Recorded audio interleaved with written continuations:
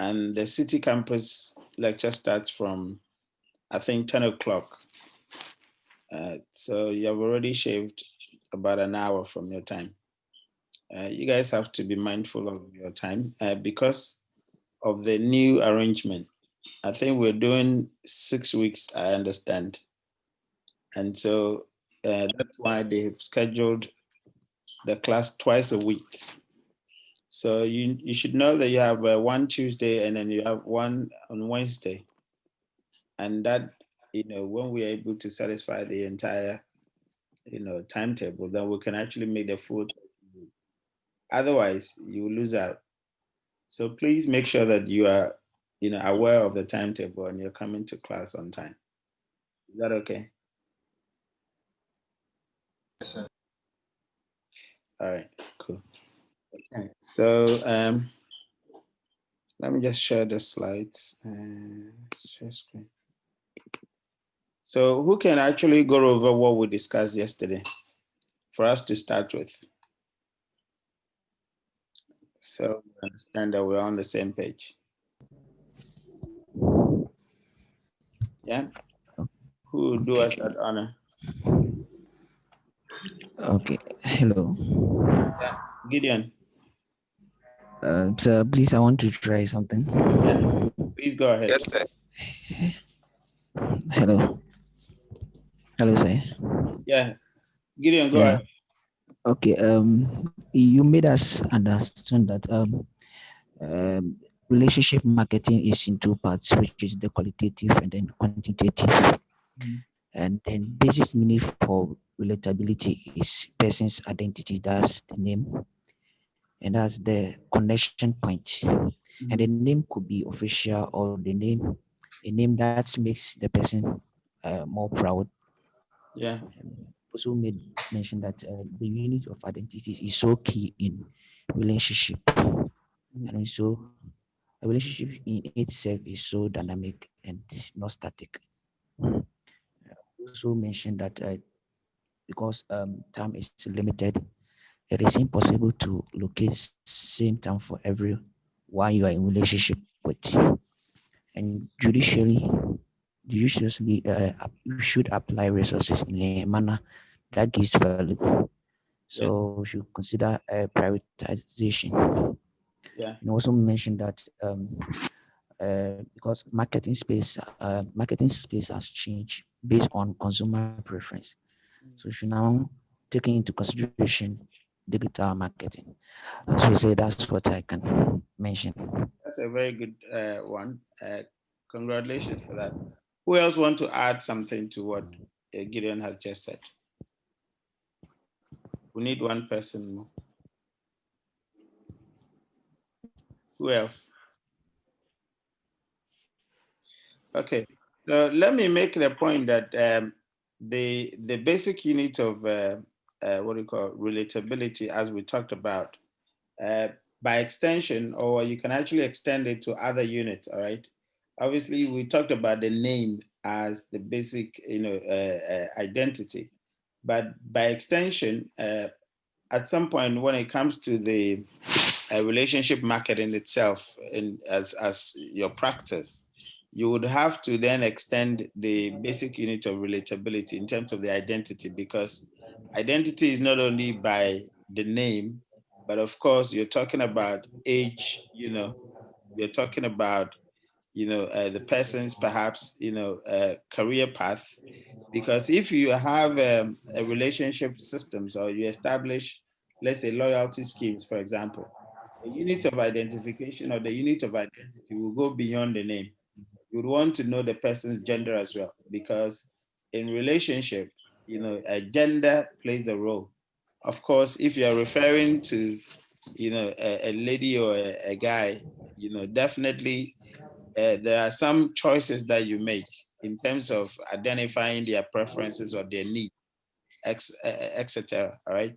So when it comes to the basic unit of identity, of course, we talk about the name, but when you start a relational programs, that unit will be extended to other identity, including, as we say, the person's religion, the person's gender, the person's career or the work that the person does, in order that you could relate to them better as you understand some of these demographics. All right. So the entire demographic space would actually come in identifying people's what you call identity, or in defining the way you relate to the individual. I hope I'm clear on that. Yes, sir. Okay, great. Yeah, and of course, as Gideon said, we talk about judicious use of resources. So that also helps in what do you call the idea that you have to actually segment or identify the person's identity construct. It's part of segmentation, and it's part of making sure that you are actually exploring the best use of what do you call the resources available. And the resources, we talked about material resources, or we talked about time, some of the key component that you want to be mindful. And then of course we talked about the stages, the various stages that marketing has, the current being digital marketing, etc. Now today, I think we're still on the introduction. So we're talking about the emergence and evolution of the marketing mix, as part of the introduction before we go into the details of RM. And we're saying that the marketing mix as we know it now, which I'm sure all of you know, is the 4 Ps, which you can see on the board, had actually undergone, several changes. Initially, was almost about 20 something, 27 Ps or so. It was then scaled down to the 12 Ps by Boden's, elements. And then of course, it scaled down to what we call the 4 Ps. I'm sure you might have actually done that in your principles of marketing. Now, the idea of the mix, as we know, is that organizations will look at which, that is from the 12, Ps, the 12 mixes, as we call it, not actually the Ps, but the 12, Boden's 12 element, was about knowing which of the elements, when you combine, will give you the maximum effect in your marketing, activities. And so, the elements as you see there: product planning, pricing, branding, channels of distribution, personal selling, advertising, promotion, packaging, display, servicing, physical handling, and fact finding were the kind of mix that was proposed. But the idea was that it was too many, and therefore, the objective to actually reduce those, 12 elements, what we call the 12 piece, as a toolbox to make it easier for marketing programs to be put on. So, we we came by McCarthy's 12 piece. Now, if you look on the screen right now, looking at I'm sure you can see the screen, right? Yes. Okay. So if you look at the 12 elements and you are asked to categorize them under the 4 Ps, which ones would you say come under product? Which ones would you say come under place? Which one would you say come under price? And who can try?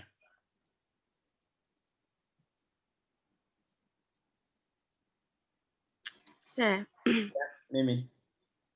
please, product planning would come under products. Yeah. The pricing would come under price. Yeah. The personal selling, promotion, Mm-hmm. channels of distribution, place. Mm-hmm. Packaging will come under products, Mm-hmm. and physical handling. Mm-hmm. Physical handling can come under place, Mm-hmm. I think. Mm-hmm. Promotions will come under promotion. Um, Branding. The brand deals with the product, so Mm-hmm. probably products. Mm-hmm. Advertising, promotion, Mm-hmm. um, Sir, please, that's all for now. Okay. Who else want to continue?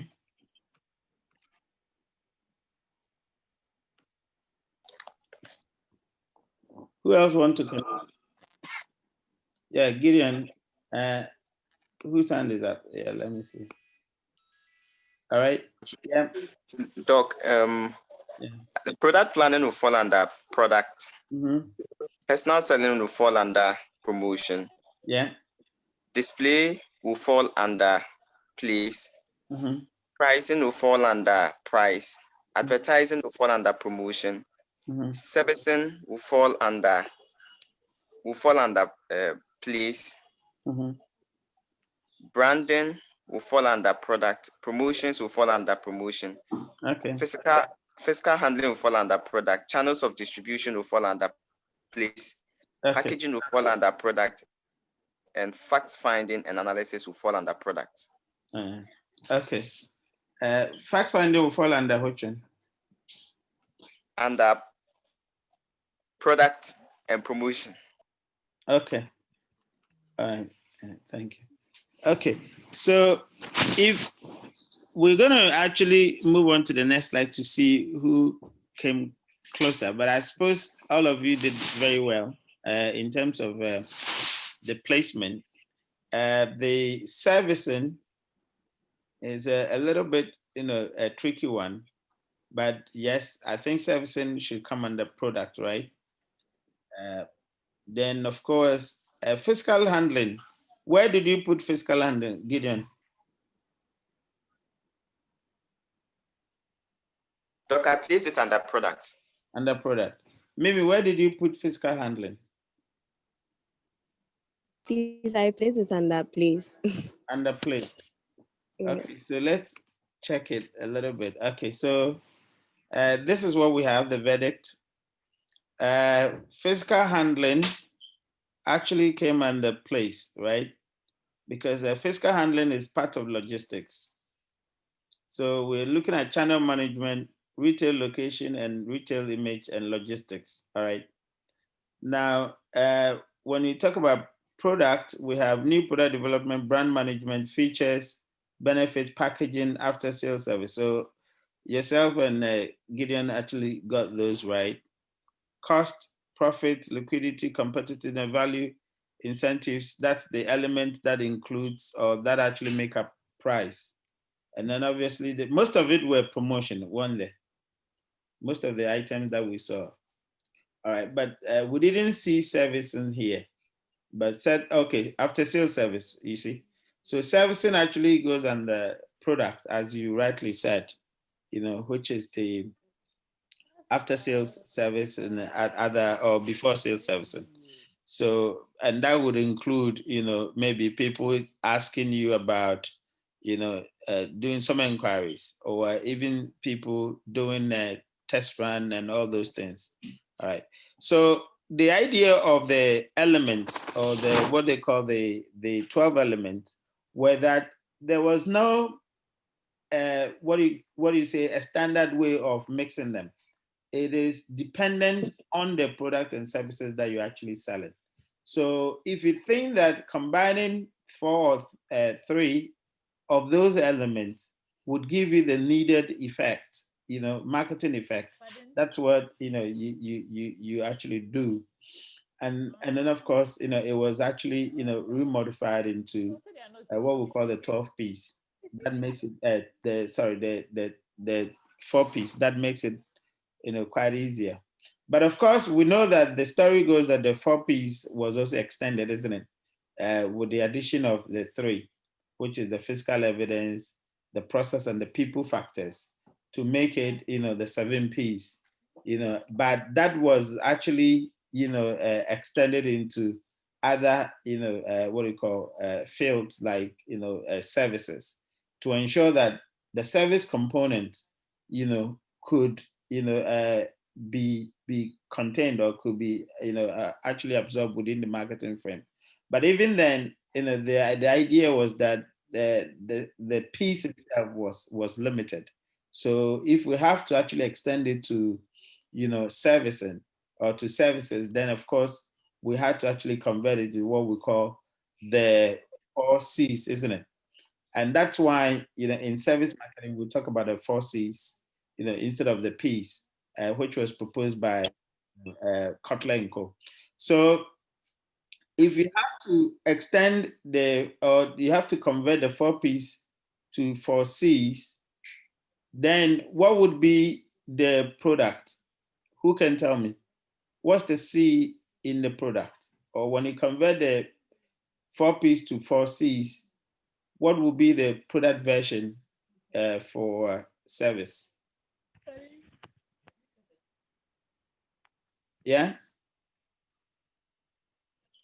Who will try? Converting 4 P's to 4 C's.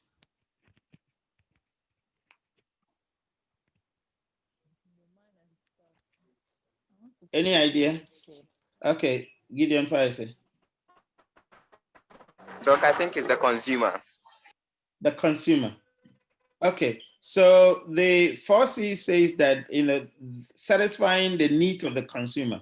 So the consumption itself, becomes one of the okay, Osetu just said customer, yeah.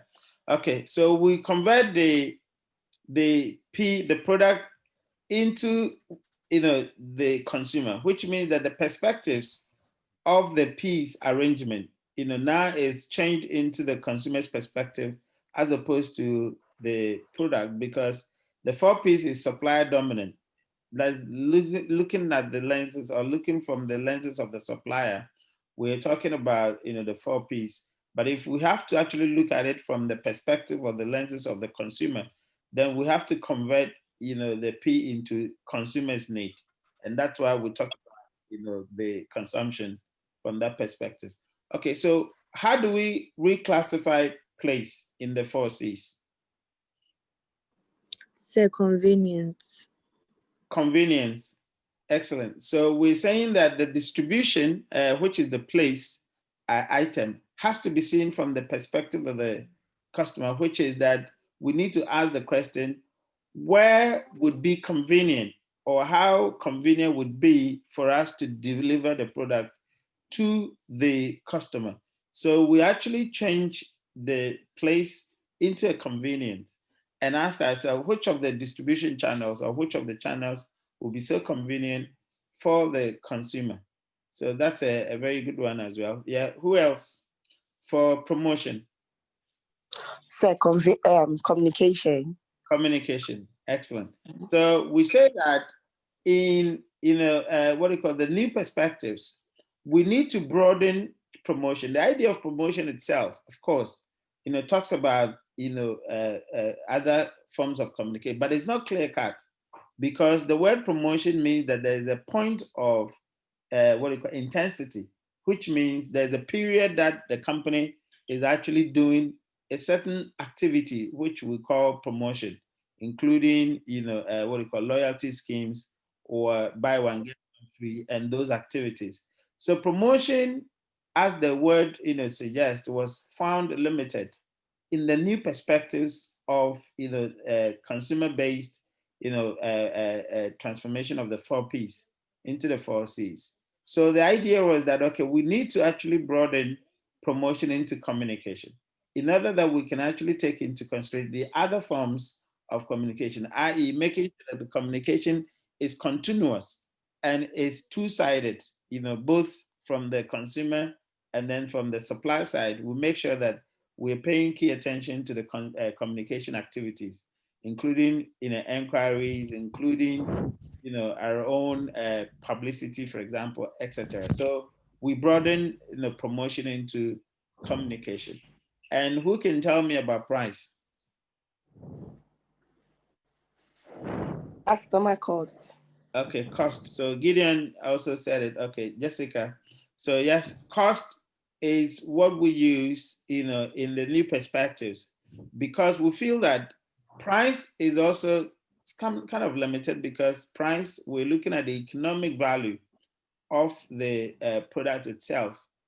How much does our effort cost in terms of putting together the product, and then we slap what we call the margins on it, whatever margin that you actually, think could be worth your effort, we slap it on.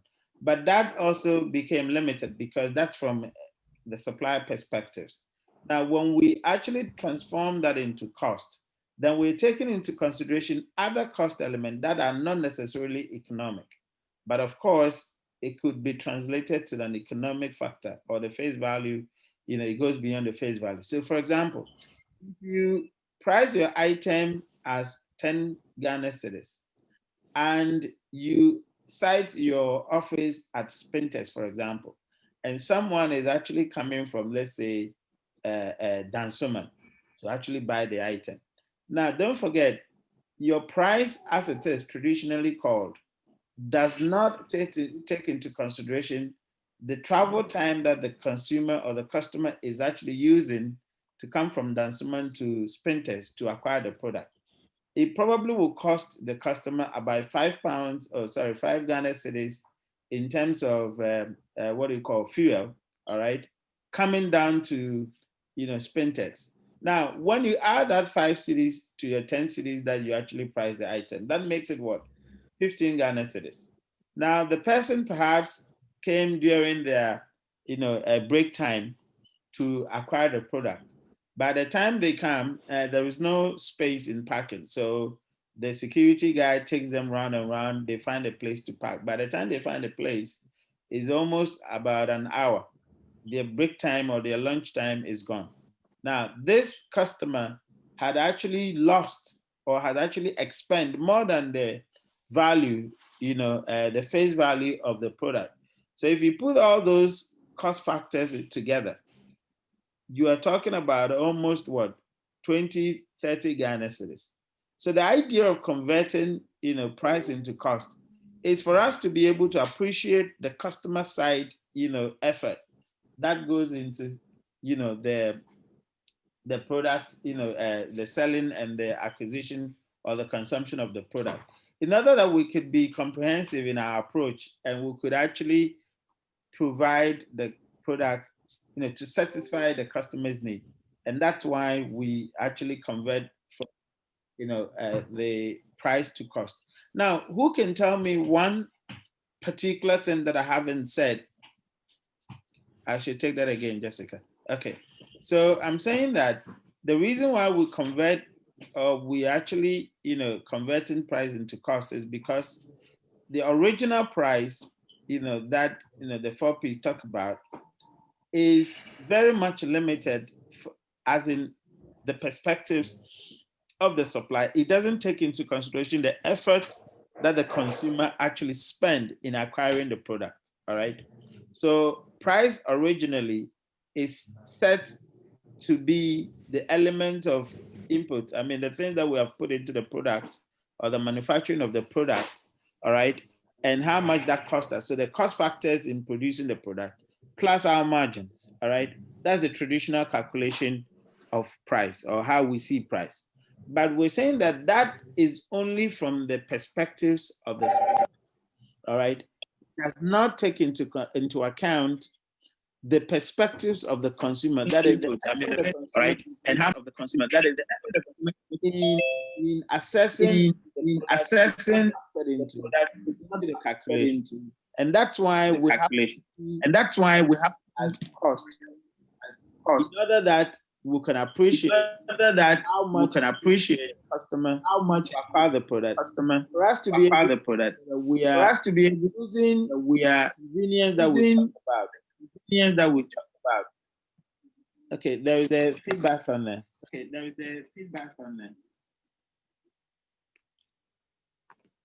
All right.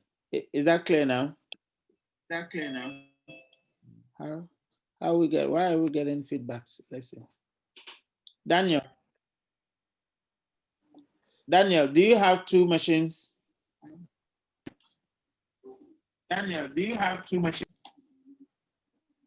Because we're getting feedback from your end.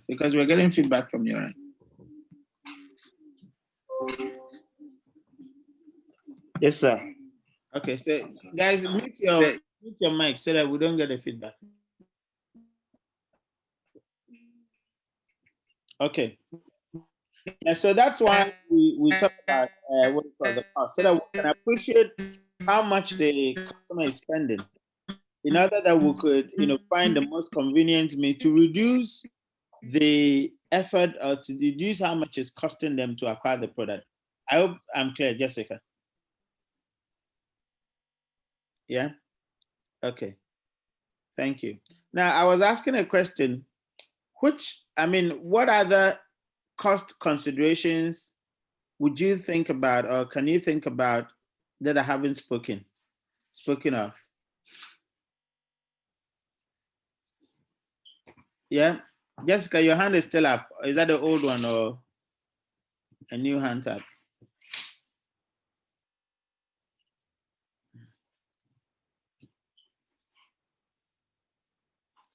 Yeah, who wants to talk about something that I haven't spoken about in terms of the cost considerations?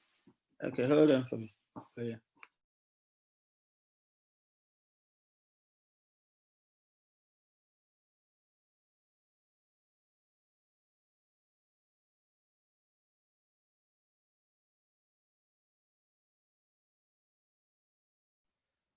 Okay, guys, who wants to talk about? There's one part of the cost implication that I haven't, talked about.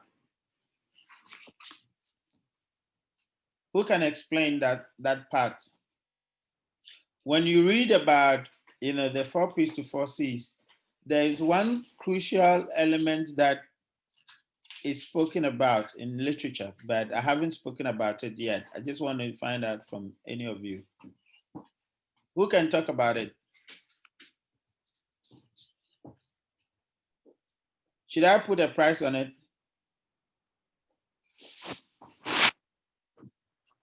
Yeah, I'll put a price on it. Whoever gets it, Gilbert will put 5 marks down for you. Gilbert. Yes, Doc. Yeah, so put 5 marks down for whoever gets that question. Okay, that's fine. Explain to me one crucial element of the cost factors that I haven't spoken about in terms of the cost consideration. Okay, have a good day.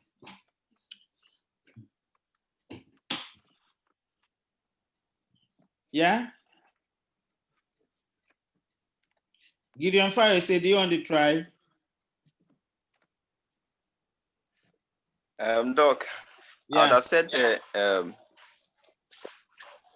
the labor, the cost of the labor.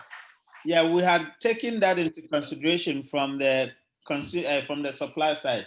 When you're doing your cost element, when you're pricing your product, you take into consideration your variable and your fixed cost, don't you? So labor cost had already been taken into consideration. But I'm talking about a particular cost element from the perspectives of the customer that is so crucial that you need to factor that in your marketing activities. But I haven't spoken about that. Who wants to try? For 5 marks. For 5 marks plus Alewa.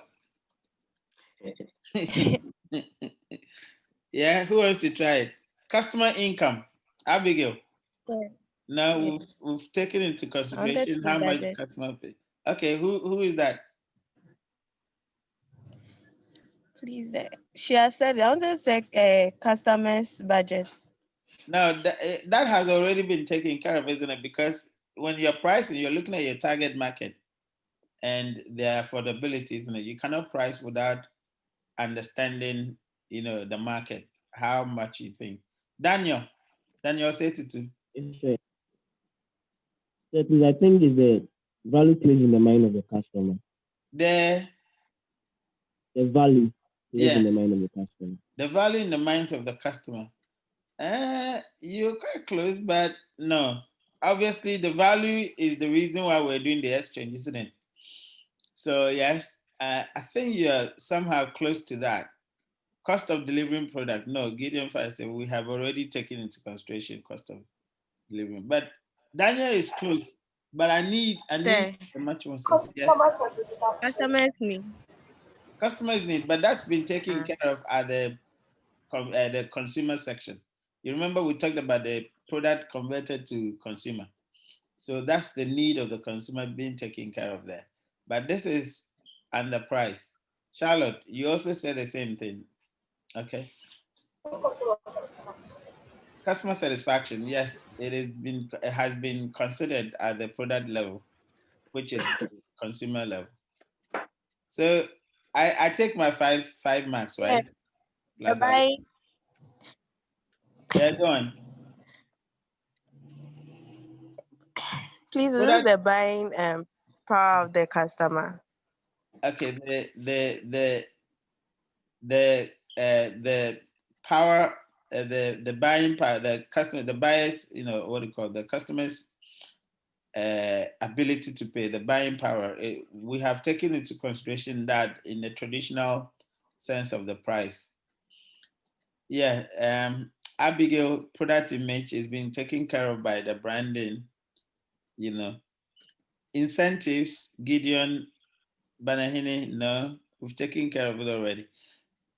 Okay, so let me say something, and I'm sure you guys will agree.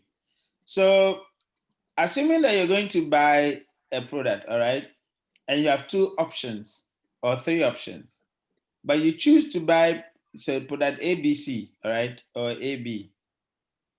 Substitute, no, not substitute, Emanuela. So you choose to buy product A instead of product B. Competitiveness, yes, but in a different form. So you choose to buy product A instead of product B. What has happened in economics? What would you say has happened? You've made a choice. Yes. So what do we call it? Opportunity cost, isn't it? Opportunity cost. Okay. So that opportunity cost, just in case product A that you chose goes bad or didn't actually satisfy your need well, what happens to you? What happens? Sir, please come in. So you had two choices, but you chose product A instead of B, and A didn't go down well for you. What happens to you? You'll be dissatisfied. Exactly. That dissatisfaction is called what in marketing? Another term for the dissatisfaction.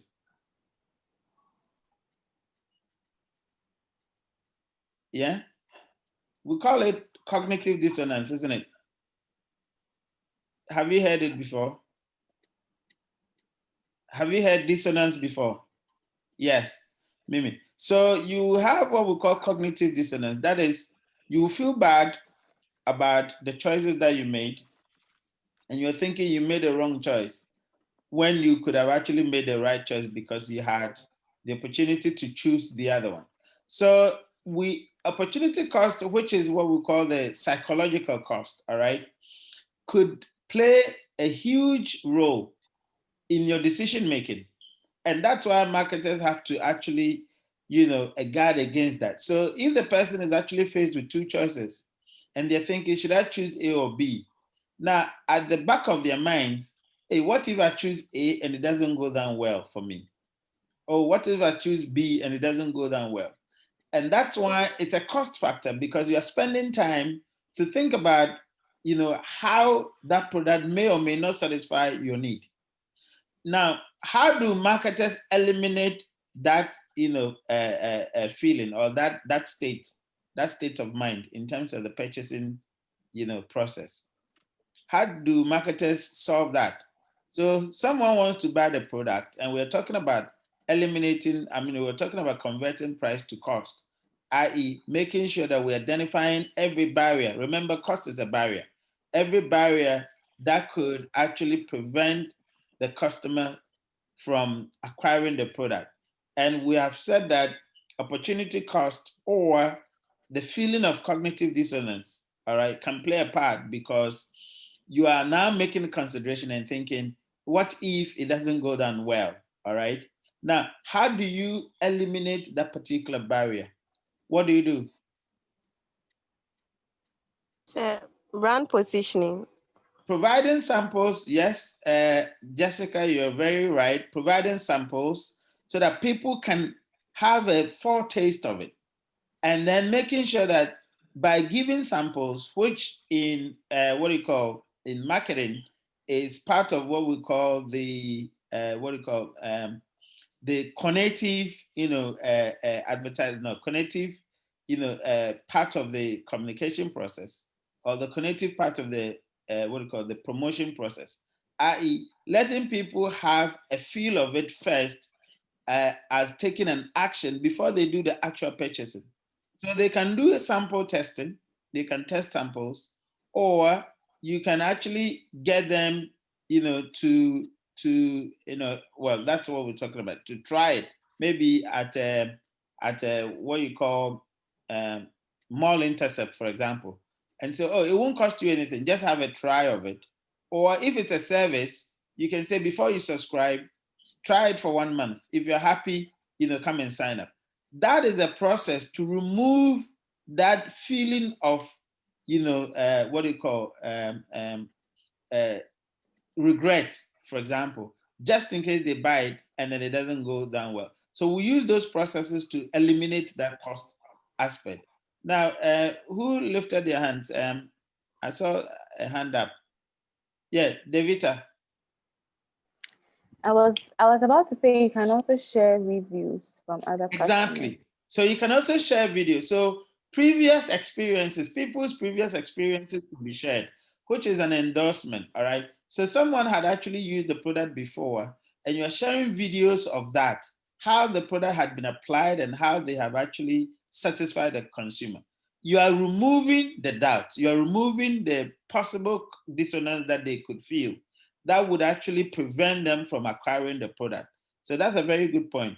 Now, someone says, Lois says, some marketers allow customers to test the product. Yes, we have said it. So that's testing, even in cars, sometimes they ask you to go in for test drive in order to feel how it is, in order for you to be satisfied and to buy it. So there are so many ways that we could actually use, to prevent cognitive dissonance or to prevent people having doubts about it. Sometimes we use, promotion, like we can give discounts. So the item is 100 Ghana cedis, and you're saying, okay, for you to, for us to make sure that we can remove all doubts, why don't you have it as a discount? Yeah, promotion. So you get 10% discount to reduce the price, in order that even when it doesn't go down well, you know that, oh, you didn't buy it that high or that much. You had a promotion. So that kind of sets that feeling, of dissonance, just in case it comes up. But there's another crucial one that you want to do, making sure that you can follow up. So the person buys the product, and sometimes not necessarily that the product is not performing, but because of competitors' activities, the person goes home and then they see an advert and they said, oh, you can get this product at 10 Ghana cedis. Meanwhile, the person bought it at what? Let's say 20 Ghana cedis. And they're feeling that, oh, wow, you could get it 10 Ghana cedis and I bought it 20 Ghana. They could feel, regret. Now, for you to be calling to check up on customers and say, oh, how happy are you with your purchase? Were you happy? You said, no, I wasn't happy. I saw another one going for 10 Ghana cedis. Now, you have the opportunity to address quality issue. And so, okay, I understand the one that you're talking about. Of course, it is not as ours. Ours is this brand. Ours has these features. Ours, is like that. Ours has maybe, after sales service. So you have the opportunity to address those concerns of the consumer, because the dissatisfaction that they are feeling or the dissonance that they are feeling is not as a result of the product not working, but as a result of competitor activities. Yes, warranty, as Gideon Banahini is saying, warranty can actually address, that as well. Because once the customer buys it and there's warranty or there's guarantee, or what do you call return, policies, etc., that gives the customer the confidence to go on to experience the product, to buy the product, without having that, dissonance, playing on their minds as kind of a cost factor. I hope it's clear. Yeah. So anything that you could use to reduce the barrier of, the costing barriers or the barrier of, dissonance, etc., you want to do in order that you could actually remove that. So that's one of the key things that we do in marketing. Okay, that's a good one, a good exercise. Congratulations, guys. Okay, now as we move into, we're still discussing customer service and marketing mix, for example. Now, we've talked about the limitation of the marketing instrument, especially the 4Ps, and the need for us to actually see it from the perspective of what the consumer. And so, within the RM literature, we said one of the key, elements or the key practice that came to intervene or came to address some of the limitations of the piece is the idea of customer services. And as you can see, obviously we have the 4Ps and the additional 3Ps, on here as the new form of the market or the extended marketing mix, as we call them.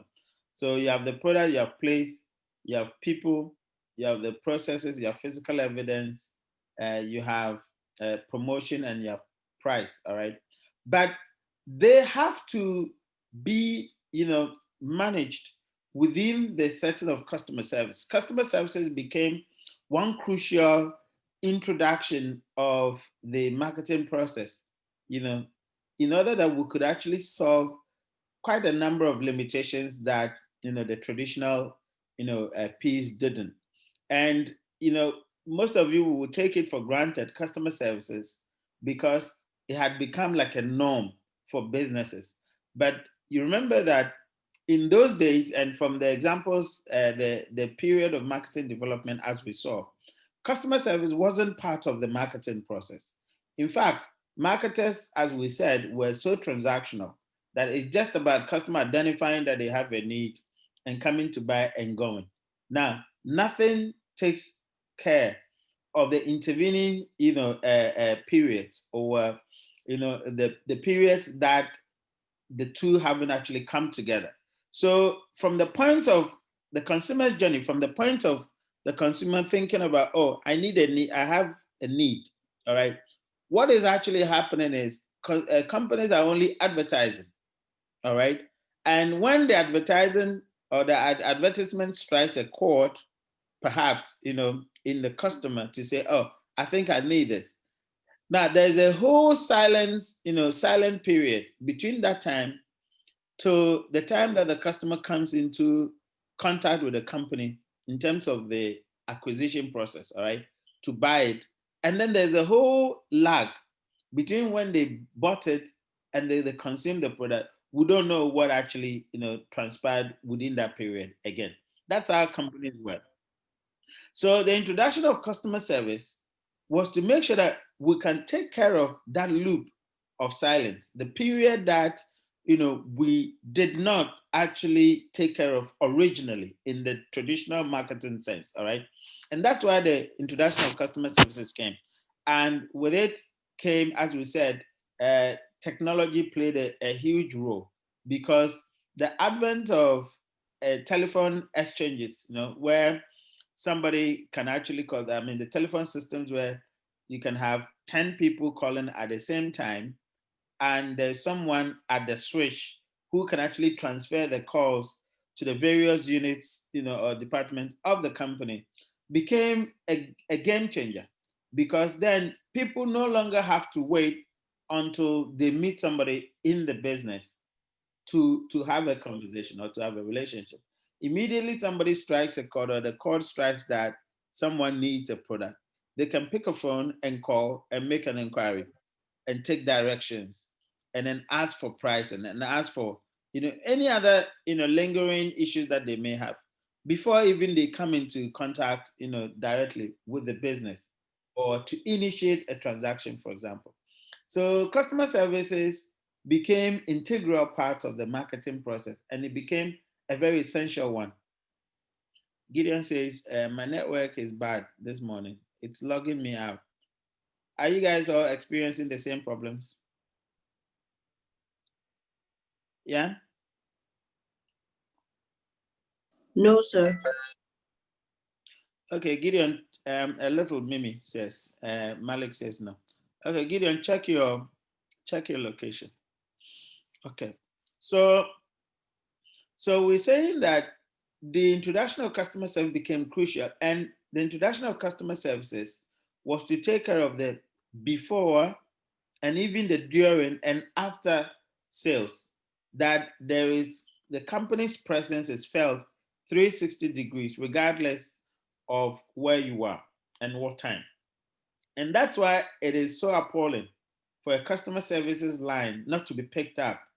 And whenever you find yourself in a position of customer services, know that you are the most prominent face of the company, because that's the first point of contact. So once somebody calls you, ring, ring, ring, immediately on the first bell, you want to pick a phone and you want to speak so nicely. All right. Let's demonstrate that. Who can actually demonstrate a very good customer services approach? So let's say that you're the frontline service advisor. All right. You are the ones taking calls. Can somebody demonstrate to me? I'm going to call. Yeah? Who is going to help in the demonstration? Okay, we need two people. One as a customer, one as a customer service advisor. Yeah? Who wants to? Abigail, do you want to play a role?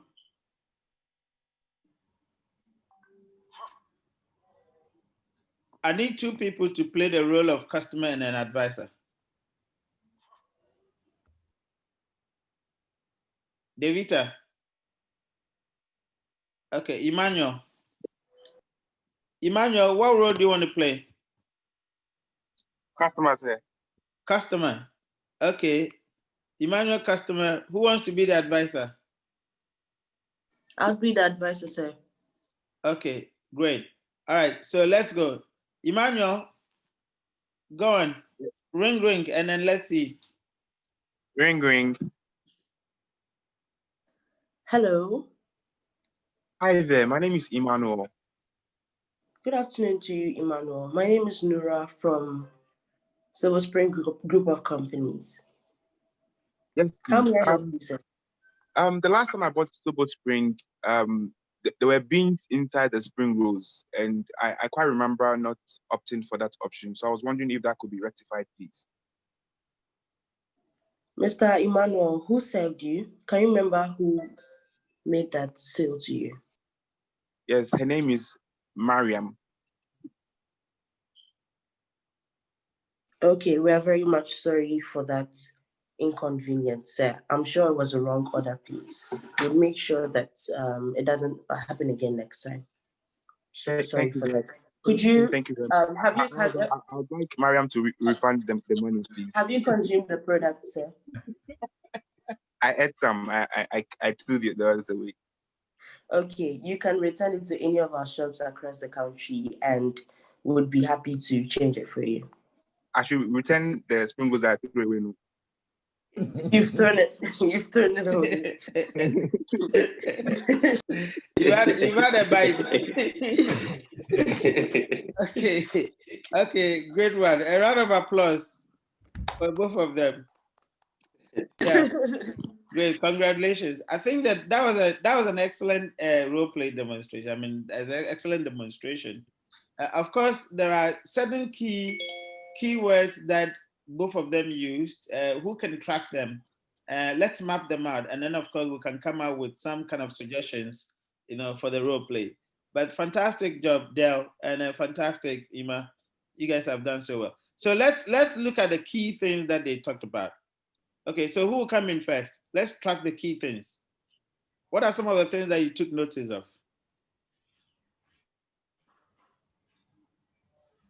Yeah?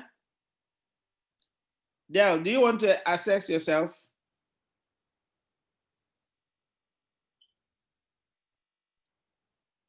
Del?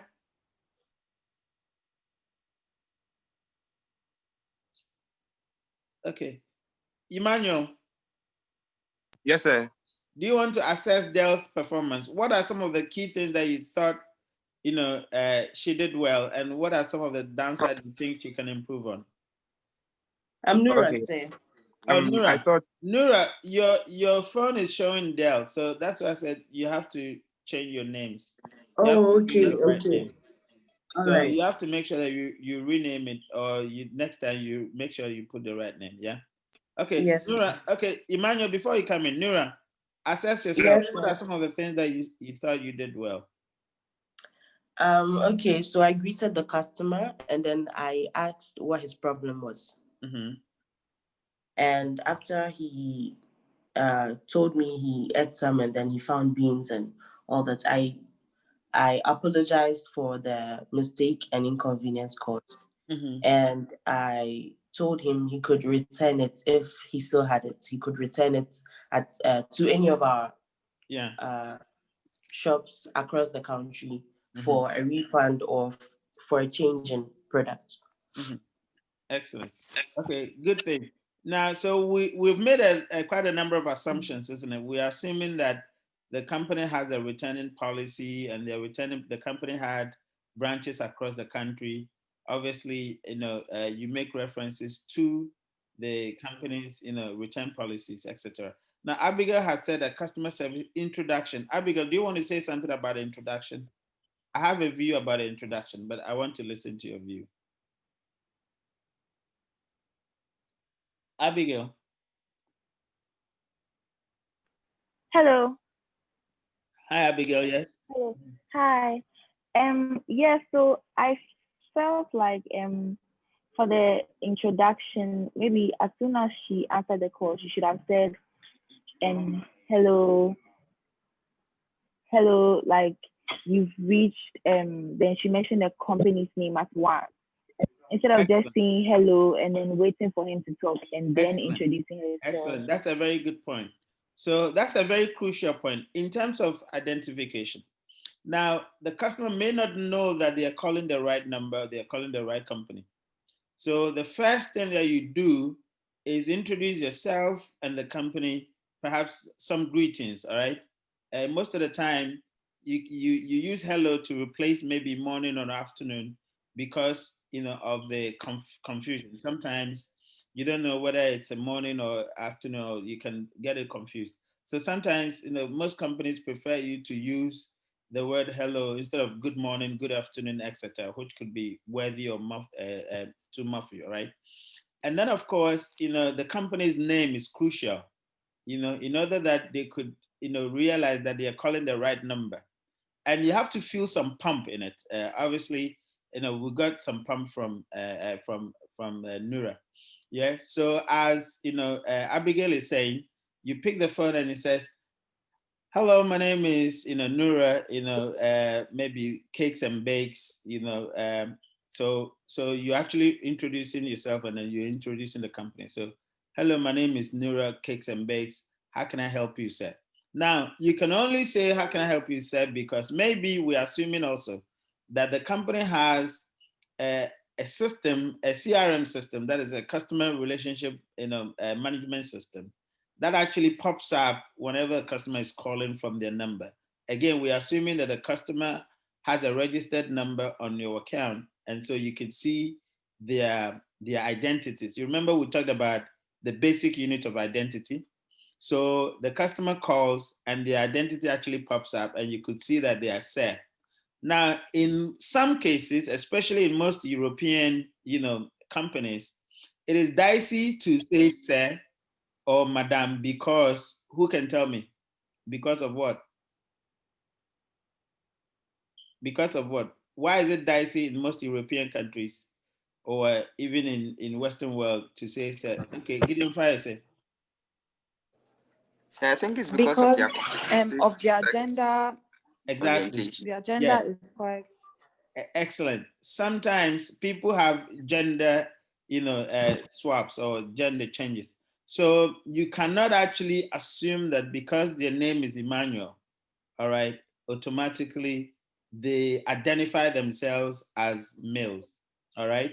and that is international practice. We have to be mindful because obviously you could work anywhere.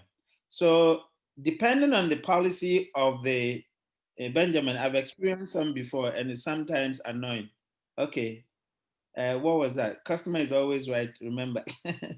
Okay, all right. So the idea that the identity is Emmanuel or the name is Emmanuel, depending on where you find yourself across the globe, you have to be mindful of actually saying say, and some companies usually have policies on that anyway. So you'll be trained on, your responses when somebody calls, whether you have to say sir or madam, or you have to use their name, which most European and Western Europe, Western countries actually prefer the use of name. All right. So the use of first name, if I should say. So you don't necessarily have to say Mr. So and so or Miss so and so, but you can actually say, good morning, Emmanuel. How can I help you, etc. But of course, they actually set those policies because they have actually understood the market, or they've taken time to understand what is the appropriate responses for you. So as Abigail said, yes, mention your name, mention your company's name, add greetings, you can just say hello, and then you move on. And of course, when you're actually speaking, as Nora said, you probably want to make references to company policy so that the customer doesn't think that you are just speaking out of your own volition or out of your own, thinking. All right. So by saying that, per company's policy, you can return it, and we have options for returns, or you can actually keep it and then maybe we can give you a token. So the company may have options, as we said, customer services, and the 4 C's from the customer perspective is about what? Convenience. And remember, returning an item is part of the distribution process, all right? So it is about how does the person get the item to you conveniently. So instead of perhaps saying that, okay, we have, offices across the country, but you want to ask the customer, what is the best way of you returning it? Or what is the best solution for you? What do you think is the best solution?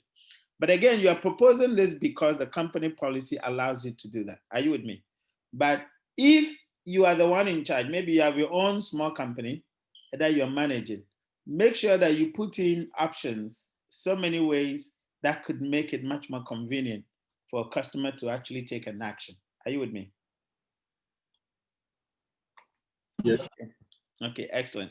All right, any questions or contribution?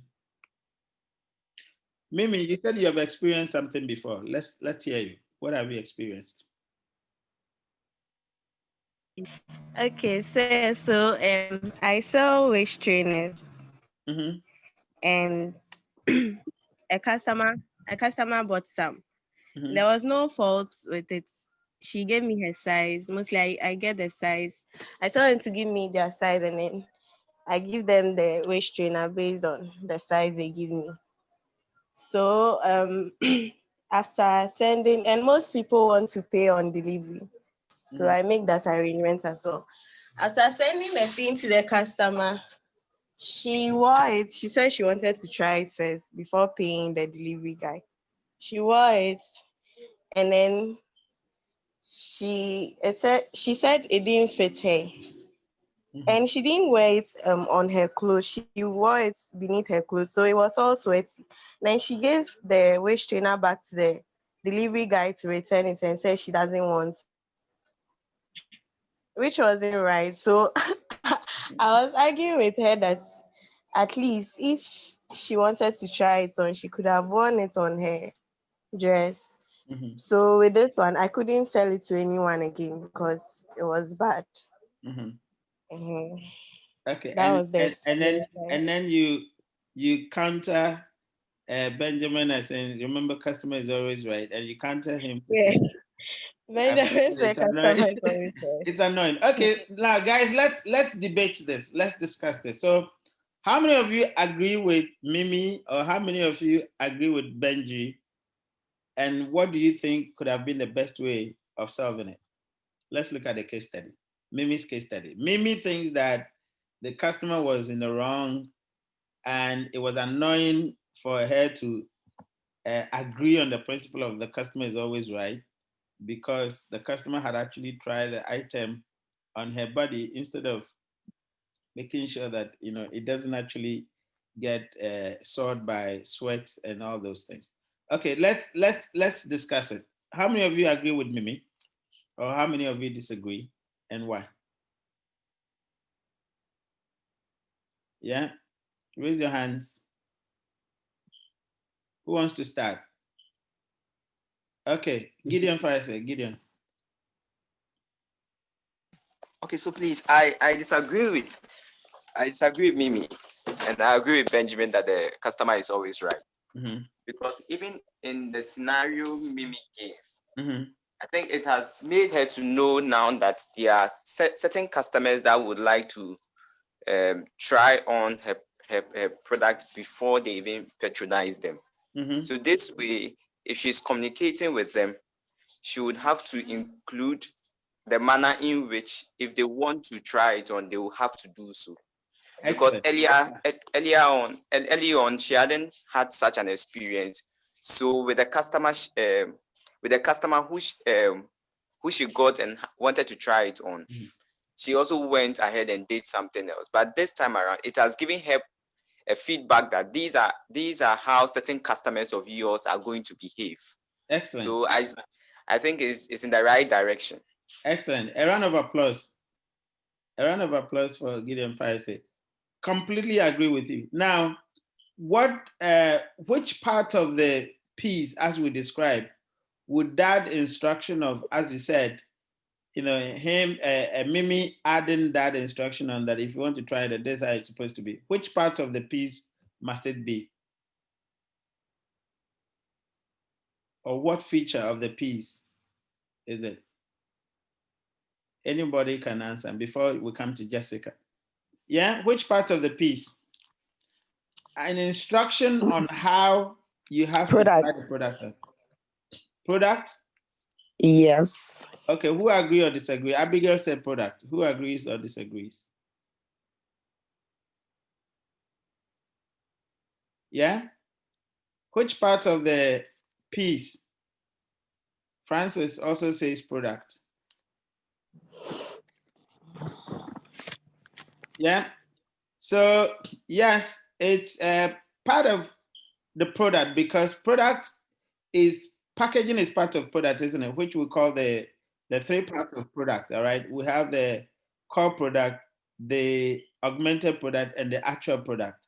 Now, the augmented product is, the packaging is part of the augmented product, because that's what the product is you're able to handle the product, or, your ability to handle the product is the function of the packaging. And then, of course, packaging also comes with the instructions, all right?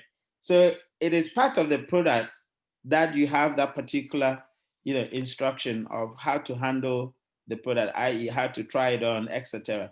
So as part of the product design, which includes packaging, you're supposed to actually put that instruction on. And in this case, if you're actually selling online, each product, when you display the product, the description of the product itself is part of the packaging, all right? And every instruction on product use, etc., comes onto the packaging. So you're supposed to actually put, that on there. But remember, packaging is also part of promotion, because it plays other promotional activities, as in communication activities or communication roles, all right?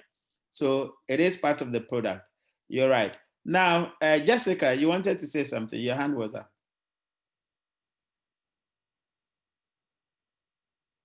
Jessica?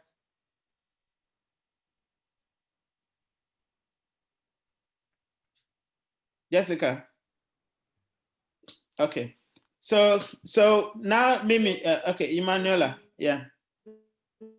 Okay, so I also suggest Miss Mimi should actually have a refund policy. Mm-hmm. So a return policy where a customers will know that if you should take my product and it doesn't come back the same way I gave it to you, there is no way I'm going to take it back. So she should have this thing shown to her customers, to the public, so that if in case a customer should have a problem, the customer should know that you have to bring the product in the same way, in the same appropriate manner. I give the product to you. Excellent. So, Mimi, these are suggestions for your business. You have to have a return policy clearly stated, because in this case that you highlighted, you hadn't actually spelled out the conditions of return to the customer. So it is no fault of the customer to actually try it on because you didn't say that. And then for them to say that, I don't want to, I'm returning, you didn't say that. So the new customer service, which we're talking about, the relational abilities of companies, you must make sure that all these things are spelled out. And as you know, Faisal said, you are even lucky that you're getting those feedbacks, making sure that you can inculcate them into your process. All right. Okay, Emanuela, your hand is still up. Sorry, sir, that was a mistake. So the old one, right? The old hand. Okay. Yes, please. Mimi. Mimi, your hand is up. So, yes. So, okay. Thank you guys for the feedback. And with what Emanuela said, the return policy, most customers would want to pay on delivery rather. Okay, because I'm starting new, that's why I made it pay on delivery. But maybe as time goes on, I could probably say they could pay half, so that in case I make a return policy that if it's not in the condition which I give the customer, then the customer would probably lose that half amount. So I'll keep it in mind then. Yeah. So you need to have a clear terms and terms and conditions, on there. And usually that's why in product management, or in business, we try out, quite a number of scenarios. And those scenarios give you feedback to set up the terms and conditions on pricing, on product use, etc. And sometimes there could be instances where you hadn't actually foreseen earlier and hadn't been taken care of. And through the buying and selling process, or through the processes, you come to know, and that's why we take feedbacks, in order that we can always upgrade, conditions, and we can always upgrade, our terms of service. Great point. Emmanuel, you had your hands up. Emmanuel. Okay. Mimi, your hand is still up. Yes, I mean, yesterday I saw a post that said that the same way customers don't trust the entrepreneurs, the same way the entrepreneurs don't trust the customers. So in cases where they would ask for you to pay on delivery, it's a form of establishing the trust that we have full confidence in whatever product or service we are offering you. And so you can pay as soon as you finish, and we guarantee your satisfaction, and then you can pay. But because of fear, some customers too can also misbehave. For example, if Mimi was dealing in perishable goods, let's say she was selling fruit salad.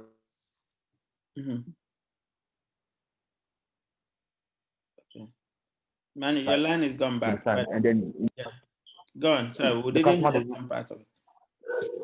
Can you hear me? Yeah, we can hear you now. Yeah, and the customer doesn't like, for instance, mango, and then there are mangoes in the fruit salad, and the customer say, "Oh, I don't want it again," so take it back. You see, in that instance, it will be a great loss to the entrepreneur. So sometimes it's just about trust. So the customer is not doesn't have the full trust in the firm, and so they would rather want to pay on delivery than pay before you bring them the service to avoid disappointment. Excellent. Yeah, you're very right on that, and especially when the relationship is new. Yeah. We'll even come to discuss that. Now, when the relationship is new, the trust level is low. So it would take some time for the customer to build their confidence in the company and then establish some, relationship in order that they could actually, deal with the company without any doubts, etc. Okay, so Louis says that, what is the name of your business, Mimi? Is it online? They want to know. Yes, it's called Shapes and Curves. It's on Instagram. What? You can check it out. Shapes and Curves. Shapes and Curves. Okay, so yes, certainly Mimi's company, takes out the guys, or the guys are still included anyway, Shapes and Curves. So the guys, by the name of the company, what it does, right? So Shapes and Curves. Okay, yeah. It's not sharps, it's shapes. Yeah, shapes and curves. Okay. So Mimi's company is called Shapes and Curves. Mimi, is it online or it's on social media?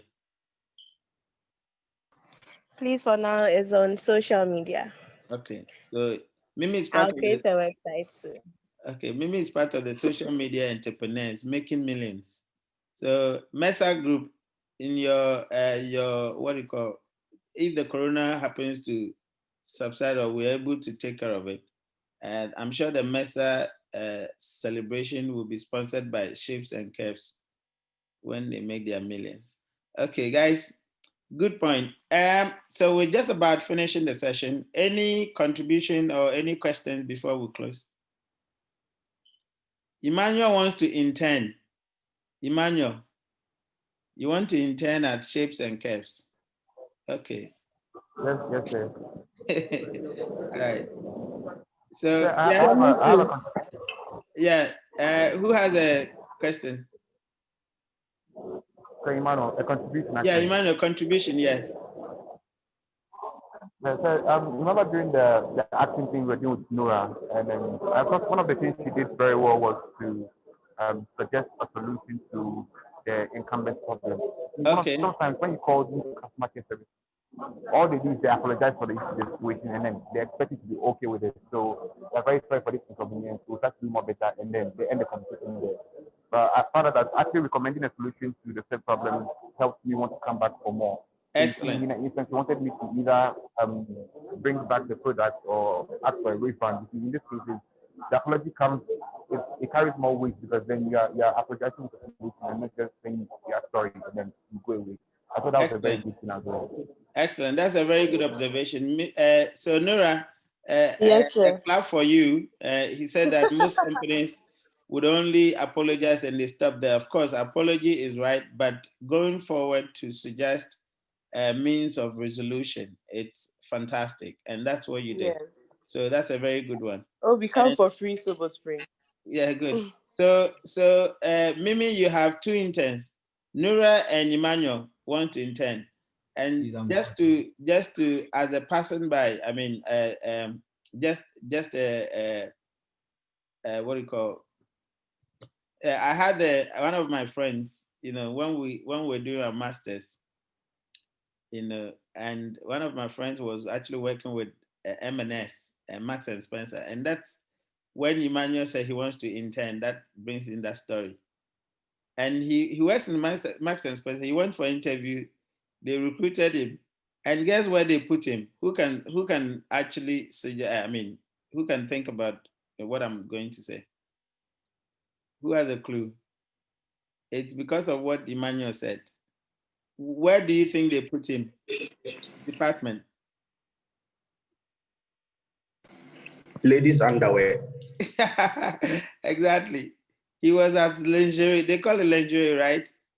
He was at the lingerie department, and we used to, yeah, is it? How do you pronounce it, Emmanuel? Lingerie. Lingerie. Yeah. That's the department they put him at. So we used to laugh. Every Saturday he goes to work, and whenever he's about to go to it, he start crying. Say, "Oh my God, I'm just going to," that kind of thing. That's where he was, And Emmanuel wants to actually intern for you, so you're gonna have the same headache as my friend used to have. Anyway, thank you guys. I think it's been a fantastic session. I've enjoyed it. I hope you have enjoyed it too. Yes, sir, we have. Okay, great. So Gideon, the video is already on YouTube online. Let me just give you the link before you guys go. And again, guys, I will send. There's a research on the corona that we're doing. It's what we call panic buying. We're doing a study on panic buying, looking at how people actually, bought things during the lockdown. Now, we'll send the link to Mimi, and then he will share it on your platform. Please, it's not compulsory, but I would ask you to please help us, what do you call, fill it, because we need to know, we need to theorize, marketing in a panic period or in crisis times. All right, and we're trying to understand that, have some kind of understanding of how consumers behaved. I knew it that we would do some small research on Koro. Okay, Francis, yes. So those of you who also want to do your thesis, want to do a project work, I think it would be a good idea to look into the crisis marketing, for us to look at how do people behave during crisis. All right, we need to have that understanding of how customers behave during crisis, in order that we will be able to market well to them. And so I will send I'll send a link to Mimi, and when I send the link, please try and answer for us, all right, so that we can actually theorize marketing in crisis period. So I'm sending you the link on here right now for the video yesterday. Just a minute. Okay. Can you see it? Okay. Yeah. So the first one, Intro to RM, you will see it. Introduction to Relationship Marketing. You see it. There are other videos there, but of course, you can have a listen to some of the old videos. But we'll keep on, with this. And whenever we finish the session, I will work on it and then upload it. Then you can have access. Okay. All right. Thank you. So please don't forget, when we send the link to Mimi and she shares it on your platform, try as much as possible to do it today so that you don't forget. I think you're about 40 something. Please try and answer them. Okay. All right. What shapes and curves? Nanefia wants to know. Anyway, you guys can continue your discussion. All right. Thank you, guys. And hope to see you next week. Thank you, sir. But don't forget your face mask and your social distance. Please make sure that you're putting on your face mask and your social distancing, please. All right. We need all of you alive. And don't take it lightly. It is serious. All right. A lot of people are dying in England. A lot of people are dying. So please don't go to places if you do not have to. If it's not essential, don't go. Keep your distance and make sure that you are using the face mask. Even if you're working with your own friend, you don't know when they can actually contract it, all right? And how they could transmit it. And as they say, a lot of people are asymptomatic, so you may not see that they have corona, yeah? So make sure. And then if you feel any discomfort of any part of your body, as people have been saying, go through the treatment. People have been using the local steaming and all that. I think it's helping. All right. Ask what people are doing and make sure that you do that. Okay. But crucially, go to the university hospital. All right. Yes, please. Okay. Thank you so much. Thank you. All right. And see you. Have a nice day, sir. Same to you guys. Bye. Bye. Bye. Bye-bye. Bye. Bye-bye.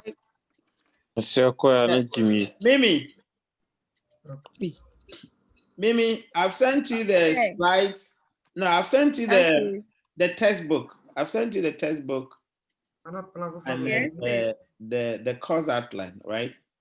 Yeah. Yes. I've sent you the course outline. So it has the recommended text, okay? So yeah, I'll send you the slides in addition. All right, thank you. Okay. All right. Take care. Thank you very much. Right. Marketing. Yes, please. Marketing.